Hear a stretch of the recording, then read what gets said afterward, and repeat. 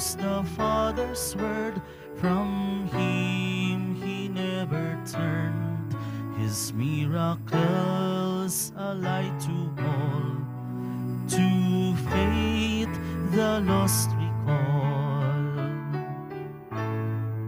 O gentle saint, tell him our needs. His children too are we.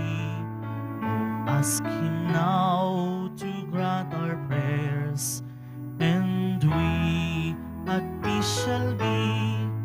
This grace we beg of God on high, the Father with the Son, the Holy Spirit of his love, now and forevermore.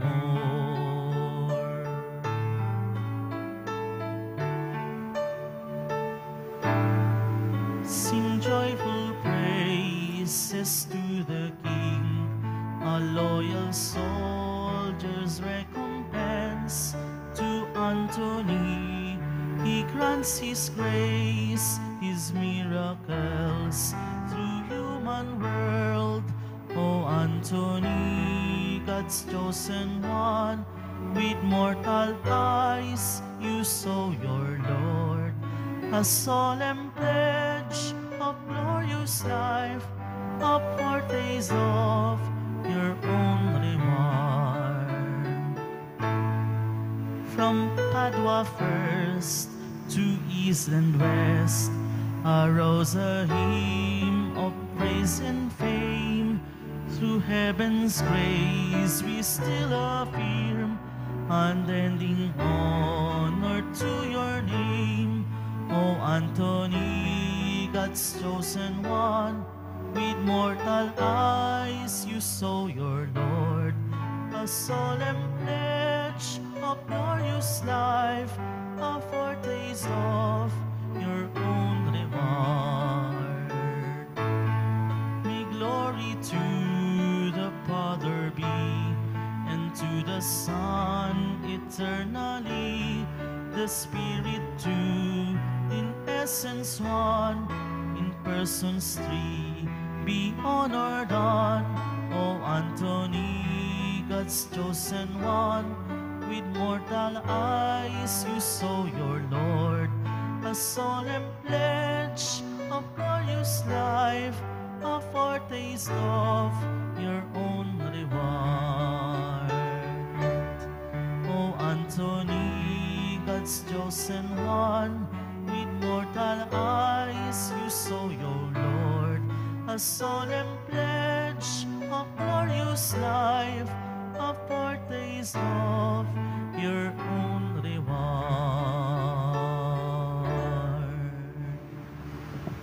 Sa ngalan ng Ama at ng Anak at ng Espiritu Santo. Amen. Ang pagpapala ng ating Panginoong Hesukristo, ang pag-ibig ng Diyos Ama, at ang pakikipagkaisa ng Espiritu Santo naway suma inyong lahat. At sumainyo rin. Ang ating banal na Eucharistia, paggunita kay San Antonio de Padua, pari at pantas ng simbahan. Ngunit ang ating pagdiriwang mas maringal para kay San Antonio, sapagkat bawat deboto po, kaya po tayo'y naririto sa loob ng simbahan, may hinihingi po tayo ng pabor. May hinihingi tayong milagro. Si San Antonio de Padua ay milagrosong santo. Milagrosong santo.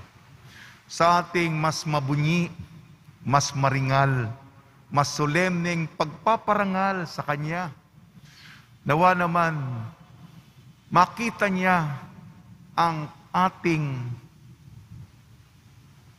pagpupunyagi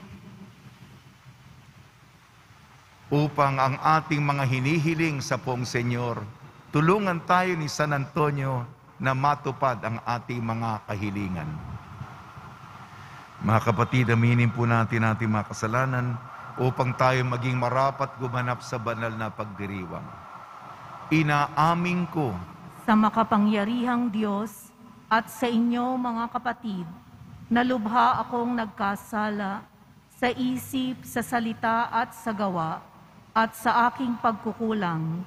Kaya isinasamo ko sa mahal na Birheng Maria, sa lahat ng mga anghel at mga banal, at sa inyo mga kapatid, na ako'y ipanalangin sa Panginoong ating Diyos. Kaawan tayo ng makapangyarihan Diyos, patawarin tayo sa ating makasalanan at patnubayan tayo sa buhay na walang hanggan. Amen. Panginoon, kaawaan mo kami. Panginoon, kaawaan mo kami. Kristo, kaawaan mo kami. Kristo, kaawaan mo kami. Panginoon, kaawaan mo kami. Panginoon, kaawaan mo kami. Manalangin tayo. Ama naming makapangyarihan, ibinigay sa iyong sambayanan si San Antonio de Padua bilang mahusay na tagapangaral at tagapagpanalangin para sa mga pangangailangan. Sa pagtulong niyang masundan namin ang ulirang pamumuhay, madama nawa namin ang iyong saklolo sa kagipitan. Sa pamamagitan ng Jesucristo, kasama ng Espiritu Santo, magpa sa walang hanggan. Amen. Magsiupo muna ang lahat. Pagbasa mula sa unang aklat ng mga hari. Noong panahong iyon, si Nabat ay may ubasan na nasa tabi ng palasyo ni Akab, hari ng Samaria. Nagustuhan ni Akab ang ubasan, kaya't sinabi niya kay Nabat, "Ibigay mo na sa akin ang iyong ubasan at gagawin kong taniman ng gulay pagkat malapit sa aking palasyo. Papalitan ko ng mas mainam na ubasan o babayaran sa iyo." Ngunit ganito ang naging sagot ni Nabat, "Patawarin ako ng Panginoon, ngunit hindi ko po maibibigay sa inyo ang pamana sa akin ng aking mga ninuno." Umuwi si Akab na malungkot at masama ang loob dahil sa sagot ni Nabat.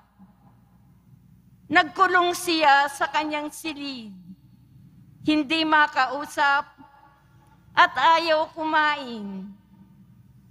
Nilapitan siya ni Reyna Jezebel at tinanong, "Ano ba ang isinasama ng loob mo at di ka makakain?" Sumagot ang hari, "Kinausap ko si Nabat na taga Jezreel at inalok ko siya na papalitan o babayaran ang kanyang ubasan. Ngunit tinanggihan ako at ang sabi, hindi raw niya maaaring ibigay sa akin ang kanyang ubasan." Wika sa kanya ni Jezebel, "Halika na, kumain ka, at huwag ka nang malungkot. Ireregalo ko sa iyo ang ubasan ni Nabat." Gumawa ang reyna ng ilang sulat sa ngalan ng hari. Tinataka ng pantatak ng hari at ipinadala sa mga matatanda at namumuno sa lungsod na tinitirhan ni Nabat. Ganito ang sabi niya sa sulat, "Ipag-utos ninyo ang isang pangkalahatang pag-aayuno. Patayuin ninyo sa Nabat sa harapan ng karamihan. Kumuha kayo ng 2 upahang saksi na maghaharap ng ganitong sumbong laban sa kanya." Tinungayaw niya ang Diyos at ang hari. Pagkatapos, dalhin ninyo sa labas ng lungsod at batuhin hanggang mamatay. Tinupad ng matatanda at ng mga pinuno ng lungsod ang utos ni Jezabel. Ipinag-utos nila ang isang pangkalahatang pag-aayuno at hinarap sa madla si Nabat. Lumabas ang dalawang saksi na inupahan at siya'y pinaratangan ng ganito. Tinungayaw ni Nabat ang Diyos at ang hari, kaya't si Nabat ay inilabas ng lungsod at binato hanggang mamatay. Nagpasabi agad sila kay Jezebel, patay na po si Nabat na taga Jezreel.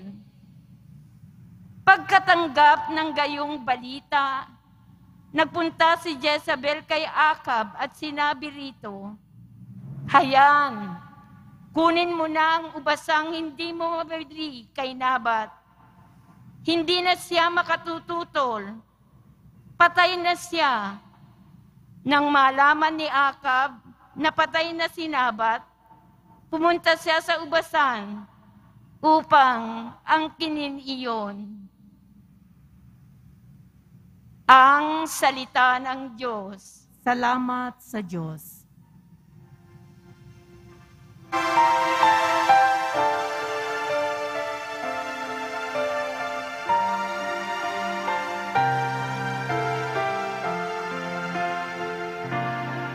Panginoon, ako'y dinggin, bigyan sa aking daing. Panginoon, ako'y dinggin, bigyan sa aking daing. Ako'y dinggin, poon, aking Panginoon. Sana'y pakinggan mo ang aking panaghoy. Diyos ko at Hari, lingapin mo ngayon itong tumatawag at nagpapatulong. Panginoon, ako'y dinggin, pagbigyan sa aking daing. Ang gawang masamay, di mo kalulugdan. Ang gawaing hidway, di mo papayagan. Ang mga palalot, masasamang asal, iyong itatakwil at kasusuklaman. Panginoon, ako'y dinggin, pagbigyan sa aking daing. Parurusahan mo yaong sinungaling, pati mararahas at ang mga taksil. Panginoon, ako'y dinggin, pagbigyan sa aking daing. Panginoon, ako'y dinggin, pagbigyan sa aking daing. Magsitayo na po ang lahat.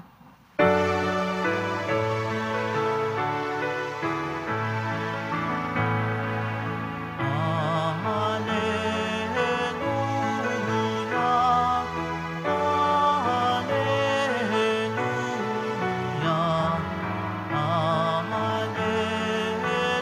alleluia, alleluia, alleluia. Ang salita mo'y liwanag, tamlaw sa aking paglakad, sa paghakbang sa iyong landas. Alleluia, alleluia,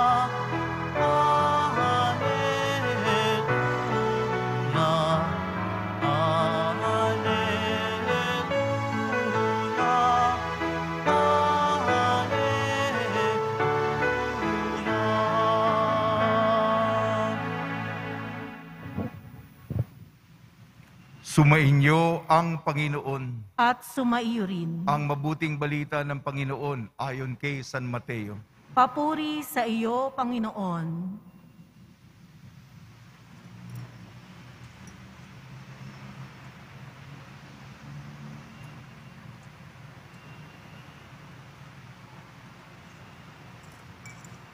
Nung panahong iyon, sinabi ni Jesus sa kanyang mga alagad, narinig niyo na sinabi, mata sa mata at ngipin sa ngipin. Ngunit kayo sinasabi ko sa inyo, huwag ninyong labanan ang masamang tao.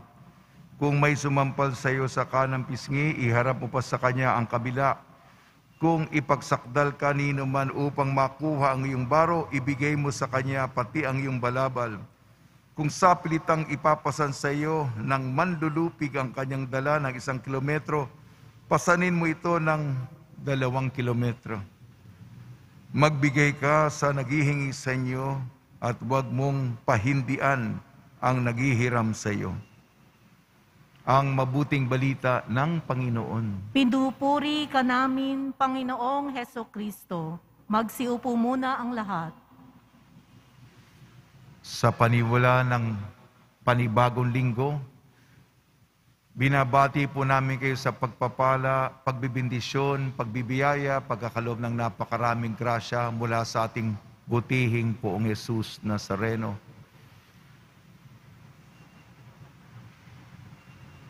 Nawa ay masundan natin ang kalooban ng Panginoon. Bilang pagtalima sa Kanya, pinagdinilaya natin ang salita ng Diyos para magbigay tanglaw sa atin. Unang aklat ng mga hari at ebanghelyo ayon kay San Mateo. Unang hari, ito po yung patuloy na kasaysayan ni Elias, ang alagad, ang mensahero ng Diyos, tagadala ng kanyang katotohanan. Bagamat sa unang pagbasa hindi nabanggit si Elias, sapagkat ang konteksto nito ay ang paglabag sa hustisya sosyal, hustisyang panlipunan.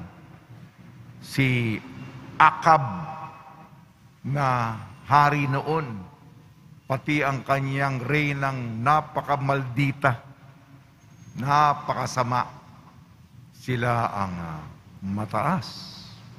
Siya'y may kapangyarihan. Sino ang tatalo sa kanila? Yan ang kanilang pag-iisip. At merong isang taong mababa ang loob, si Nabot. Kinukuha, hinihingi sa kanya ng hari ang kanyang lupain.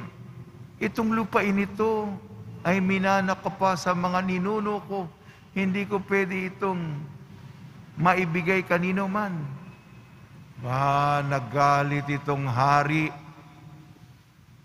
kasamang makipagkutyaban, pakana, pagsasabwatan, conspiracy ng kanyang malditang asawa si Jezebel. Walang problema. Di iligpit natin. Yan. Sino kakalaban sa hari? Itong aral nito patuloy pa, sapagkat si Elias, siya po ang tagadala ng mensahe ng Panginoon. Ang kapangyarihan ay kailangan para sa paglilingkod, hindi sa pag-aabuso at pagsasamantala. Sa ating ebanghelyo po, mabibigat po ang ating mga pagbasa ngayon. Ayon kay San Mateo, huwag pong isabuhay ang paghihiganti, mata sa mata, ngipin sa ngipin, bagamat instinctual na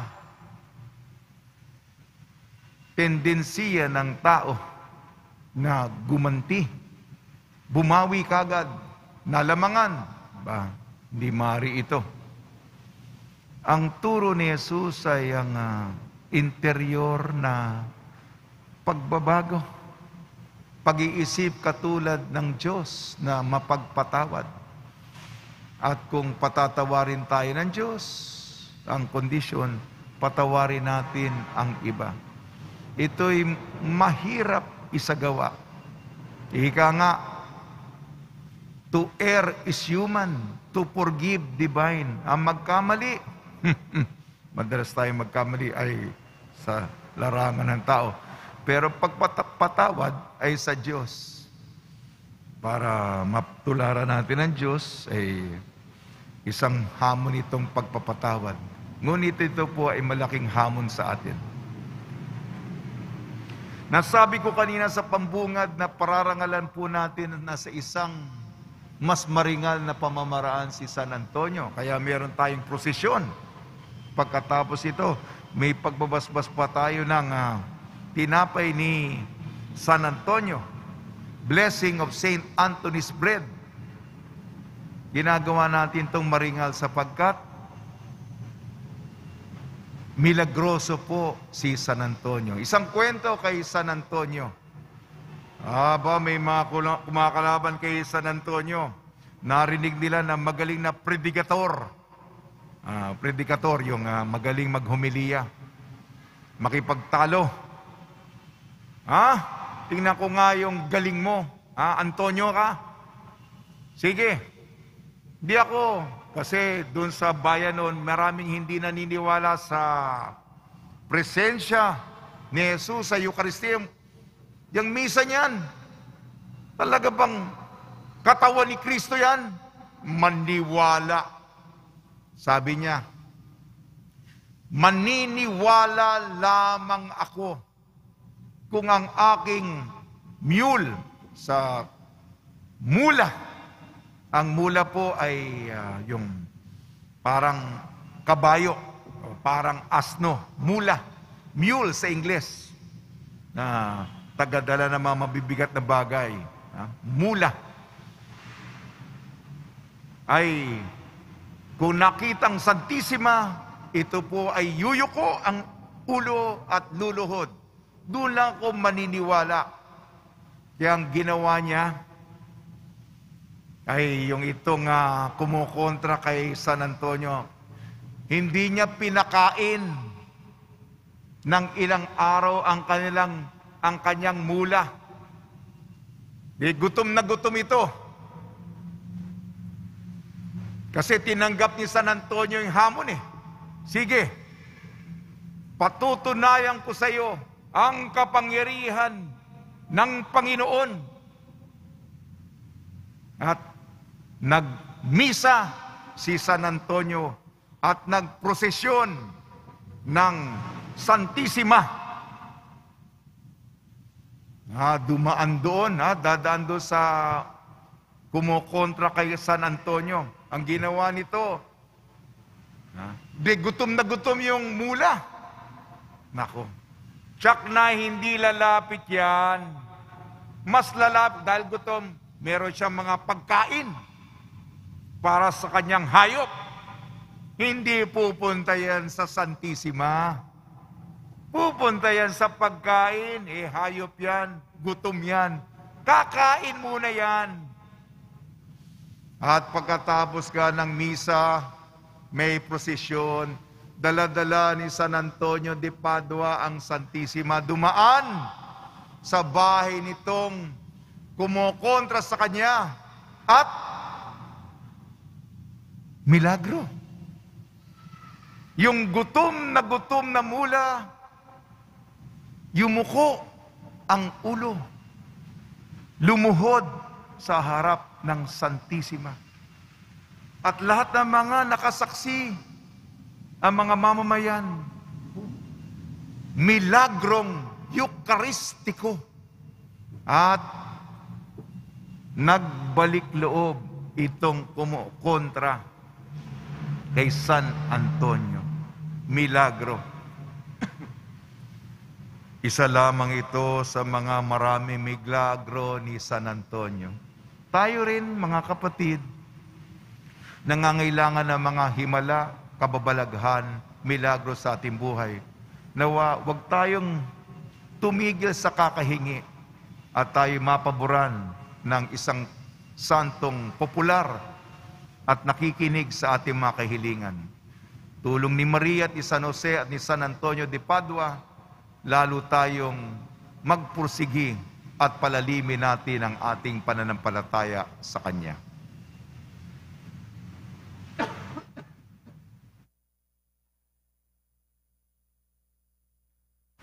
Magsitayo na po ang lahat.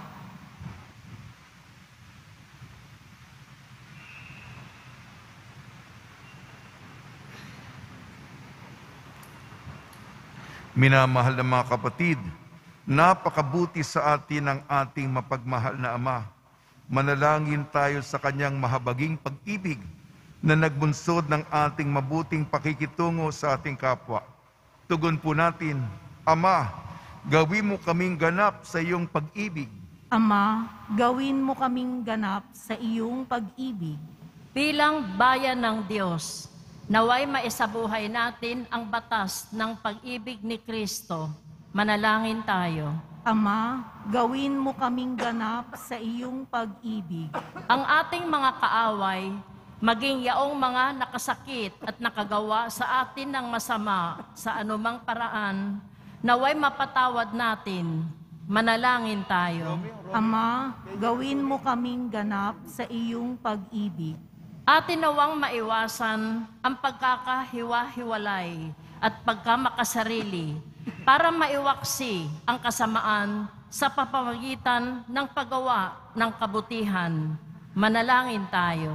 Ama, gawin mo kaming ganap sa iyong pag-ibig. Ang mga pinaging manhid ng pagkakasala, naway hipuin ng Espiritu ng Panginoon upang magbalik loob sila at magbagong buhay. Manalangin tayo. Ama, gawin mo kaming ganap sa iyong pag-ibig. Ang ating mga mahal na yuwao, naway ligtas na maakay pauwi sa piling ni Kristo. Manalangin tayo. Ama, gawin mo kaming ganap sa iyong pag-ibig.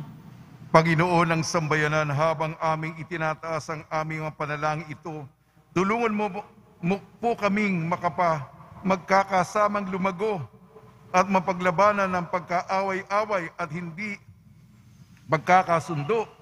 Hinili namin sa pamamagitan ni Kristong aming Panginoon. Amen. Magsiupo ang lahat.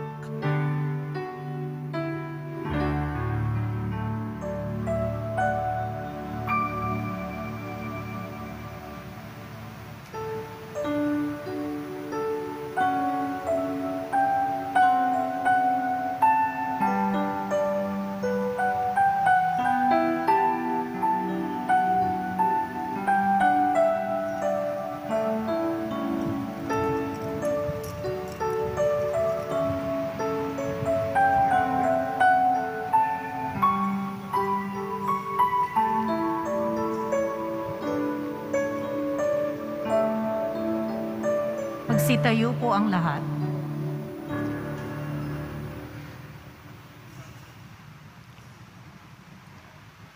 Manalangin kayo mga kapatid upang ang ating paghahain ay kalugdan ng Diyos amang makapangyarihan. Tanggapin nawa ng Panginoon itong paghahain sa iyong mga kamay, sa kapurihan niya at karangalan, sa ating kapakinabangan, at sa buong sambayanan niyang banal. Ama namin lumikha, kaming mga gumaganap sa paghahain ito ay puspusin nawa ng kaloob ng Espiritu Santo, ng kaliwanagan ng pananampalatayang lubusang sumikat kay San Antonio de Padua, para sa kadakilaan mong mahayag sa pamamagitan sa Kristo, kasama ng Espiritu Santo magpasawalang hanggan. Amen. Sumainyo ang Panginoon. At sumaiyo rin. Itaas sa Diyos ang inyong puso at diwa. Itinaas na namin sa Panginoon. Pasalamatan natin ang Panginoong ating Diyos. Marapat na siya ay pasalamatan. Ama namin makapangyarihan, tunay nga marapat na ikaw ay aming pasalamatan sa pamamagitan sa Kristo na aming Panginoon. Ngayong si San Antonio de Padua ay pinararangalan sa pamumuhay niyang totoong uliran at pagiging maasahan sa panunungkulan. Kaya si Jesucristo na maasahan sa katapatan ay inihahayag sa pangangasiwa sa sambayanan. Ang malasakit ng mga ulirang tagapangasiwa noon ay nagpapatuloy magpahanggang ngayon. Sa mga panalangin kanilang iniukol, kaysa ng sambayan mo'y dito ay nagtitipon. Kaya kaysa ng mga anghel na nagsisiawit ng papuri sa iyo nang walang humpay sa kalangitan, kami nagbubunyi sa iyong kadakilaan.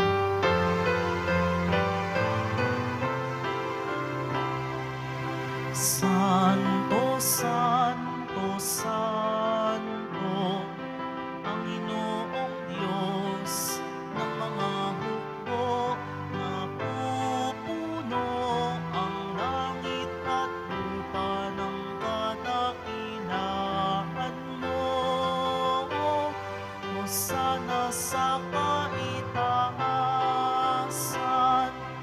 pinagpala ang naparirito sa ngalan ng Panginoon.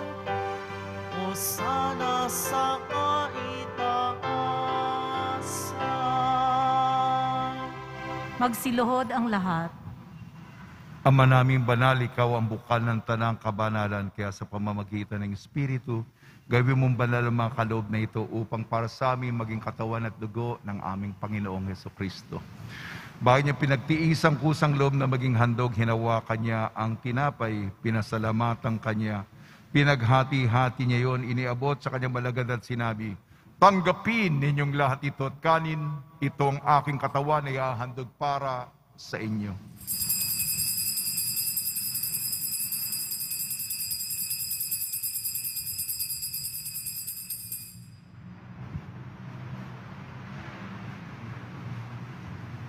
Gayun din naman matapos ang hapunan, hinawakan niya ang kalis, muli kanyang pinasalamatan, inibot niya ang kalis sa kanyang malagad at sinabi, tanggapin ninyong latitu't inumin, ito ang kalis ng aking dugo, ng bago at walang hanggan tipan, aking dugo na ibubuhos para sa inyo at para sa lahat, sa ikapagpapatawad na makasalanan, gawin ninyo ito sa pag-alala sa akin.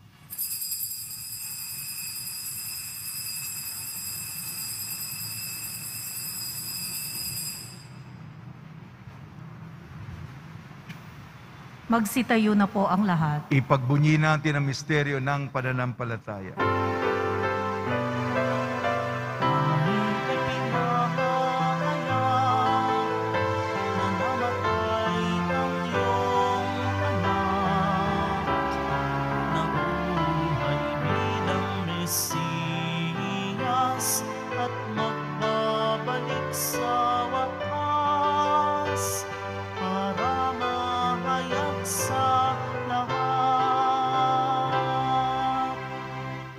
Ang mga ginagawa namin ngayon ang pag-alala sa pagkamatay at muling pagkabuhay ng iyong anak. Kaya inaari namin sa iyo ang tinapay na nagbibigay buhay at ang kalis na nagkakaloob ng kaligtasan.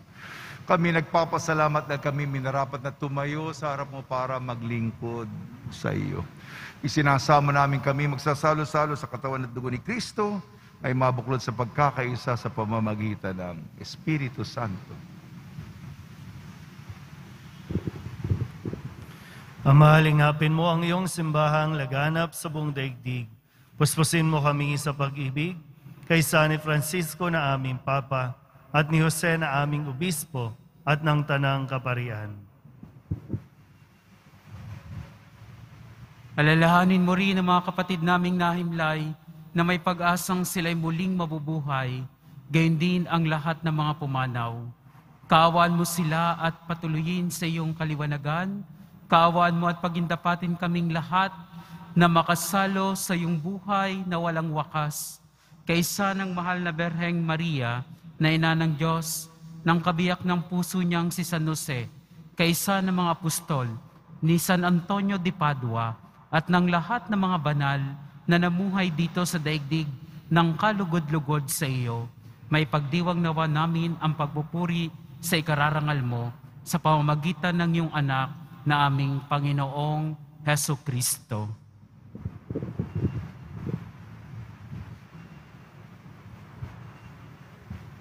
Sa pamamagitan ni Kristo, kasama niya at sa Kanya, ang lahat ng parangal at papuri ay sa iyo. Diyos amang makapangyarihan, kasama ng Espiritu Santo, magpa sa walang hanggan. Amen. Amen.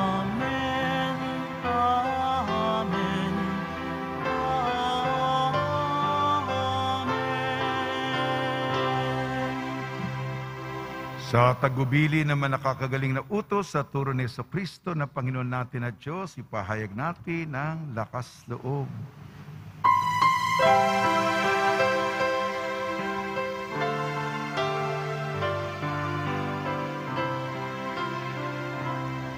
Ama namin, sumasalangit ka, sambahin ang ngalan mo, mapasa amin ang kaharian mo, sundin ang loob mo, dito sa lupa para ng sa langit. Bigyan mo kami ngayon ng aming kakanin sa araw-araw, at patawarin mo kami sa aming mga sala, para ng pagpapatawad namin sa nakakasala sa amin, at huwag mo kaming ipahintulot sa tukso, at iadya mo kami sa lahat ng masama.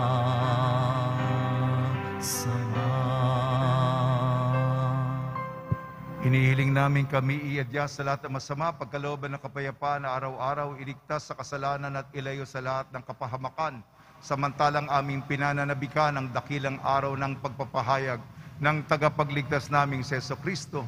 Sapagkat iyo ang kaharian at ang kapangyarihan at ang kapurihan, magpakailanman. Amen. Panginoon Jesucristo, sinabi mo sa iyong mga apostol, kapayapaan ang iniiwan ko sa inyong aking kapayapaan, ibinibigay ko sa iyo. Tungayan mo ang aming pananampalataya at huwag ang aming mga pagkakasala. At pagkalooban mo kami ng kapayapaan at pagkakaisa, ayon sa iyong kalooban, kasama ng Espiritu Santo, magpasawalang hanggan. Amen. Mga kapatid, mga kaibigan, sumunyo po ang kapayapaan ng ating Panginoon. At sumayo rin. Magbigayan po tayo ng kapayapaan sa isa't isa.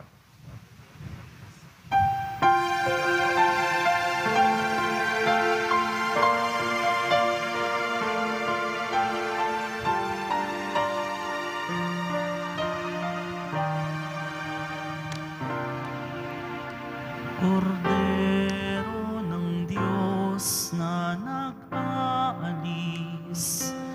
ng mga kasalanan ng sanlibutan, maawa ka sa amin. Kordero ng Diyos na nag-aalis kasalanan ng sanlibutan, maawa ka sa amin.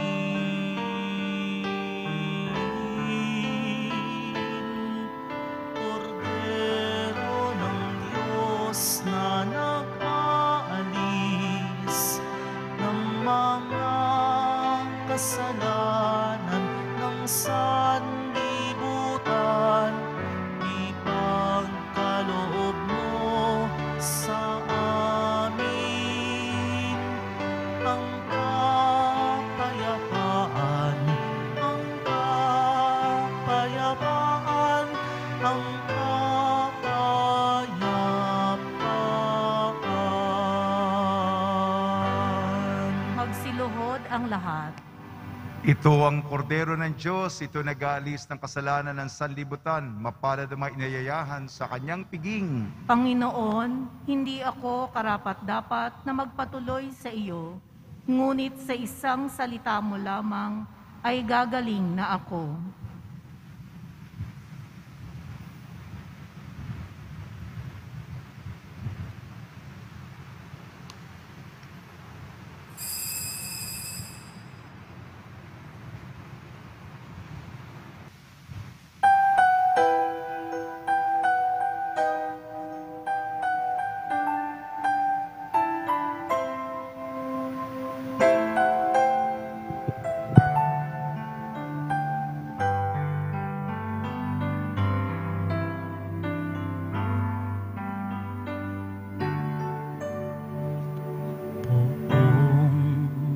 Jesus, sa bisig ni Antonio, liwanag ka at aming gabay. Mata mo yung isilay, kami hawakan sa kamay, samahan sa paglalakbay. Poong Jesus, sa bisig ni Antonio, tinapay kang mula sa Ama. Katawan mo ay kakanin, dugo mo ay iinumin, hayaang kita'y tanggapin. O malwalhating San Antonio, patron namit manananggol, ibulong aming hiling at ang pagsamoy sambitin kay Jesus sa iyong bisig.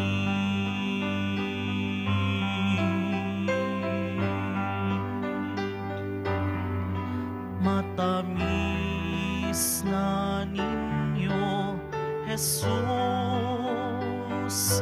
pag-asa ka ng kaluluwa. Matamis mong ngiti ang sa amin ipang-aliw, panimdim ay pawiin. O malwalhating San Antonio, patron namit manananggol, ibulong aming hiling at ang pagsamoy sambitin kay Jesus sa iyong bisig. O malwalhating San Antonio, patron na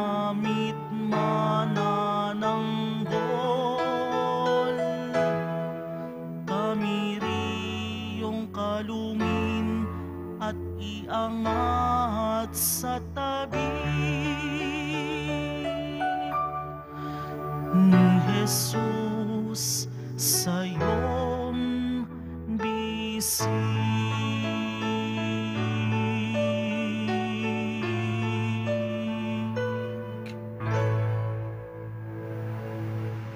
Maraming salamat po sa inyong pagdalaw at pagsisimba sa Basilica Menor ng Itim na Nazareno.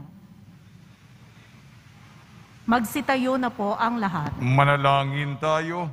Ama naming mapagmahal, kaming tumanggap sa banal na pakikinabang ay dumadalangin sa pagbunsod ng pangaral ni San Antonio de Padua upang mamalagi nawang tumatanaw ng utang na loob sa kinamtan naming iyong mga idinulot sa pamamagitan ng Kristo, kasama ng Espiritu Santo, magpasawalang hanggan. Amen. Panalangin kay San Antonio de Padua. O San Antonio de Padua, banayad at makapangyarihan sa pagtulong, ang iyong pag-ibig sa Diyos at ang kanyang mga nilalang ay dahilan upang ikaw ay maging karapat-dapat ay talagang tagatulong sa madlang nangangailangan. Kahit noon ikaw ay nabubuhay pa, ikaw ay pinagkakalooban na ng kapangyarihan na magkaroon ng mapaghimalang kapangyarihan. Ang pagpapala ay naghihintay sa iyong salita na handa mong ipagkalob sa mga nagsusumamo. Sa ganitong pag-asa ako'y nananalangin na iyong ipagkalob sa amin ang biyayang ito. Sambitin po ang inyong kahilingan. Ang kasagutan sa aming kahilingan ay maaaring mga mangailangan ng himala, ngunit ikaw ay banal na mapaghimala. O mapagmahal na San Antonio, may pusong umuunawa sa mga nangangailangan, ibulong mo ang aming kahilingan sa banal na sanggol na si Jesus, na iyong inibig at pinaglingkuran ng buo mong buhay. At ito ang tatanawin naming malaking utang na loob. Sa iyo at kami nangangako magiging masunurin sa kalooban ng Diyos at mamuhay na bilang isang mabuting Kristiyano. Amen. Pagbabasbas ng tinapay sa kapistahan ni San Antonio de Padua, Ama naming makapangyarihan naman ng aming Panginoong Kristo, minarapat mong ang iyong anak, ang tinapay na walang hanggang kaligtasan ay may alay sa altar ng krus upang dalhin kami sa kaganapan ng buhay. Isinasamo naming Ama na mapagmahal, ang mga tinapay na ito na inaalay namin para sa kalwaltian ng iyong pangalan. Nawa kami ay nagdiriwang ng parangal kay San Antonio de Padua, ang lingkod mong mababang loob ay tumugon sa hamon ng mabuting balita na maging tinapay na papawi sa gutom ng aming mga kapatid na nangangailangan. Hiniling namin sa pamamagitan ni Kristo ang aming Panginoon. Amen.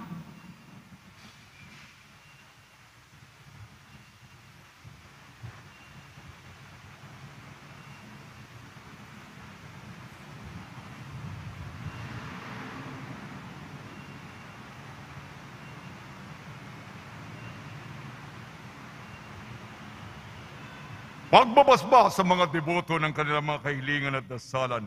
Mahal na pong Jesus Nazareno, iniyag mo sa pamamagitan ng krus ang walang mali na pag-ibig ng Diyos sa sangkatauhan. Pakinggan mo ang kahilingan yung angkan nagsusumamo sa iyo. Makamtanawa nilang iyong kasugunan at tanggapin ang kasagutan na may utang na loob na tinatanaw. Basbasan din po ninyo mga daladala nila mga imahin at dasalan. Sa pamamagitan ng bendisyon ito, naway maalala ng mga pangakon sa binyag na ikaw ibig at paglilingran bilang Panginoon magpasawalang hanggan. Amen. Sumainyo ang Panginoon At sumainyo rin. at pagpalain kayo ng makapangyarihan Diyos, Ama, Anak at Espiritu Santo. Amen. Baglayin po ninyo sa inyong pag-alis ang kapayapaan ni Jesucristo. Salamat sa Diyos.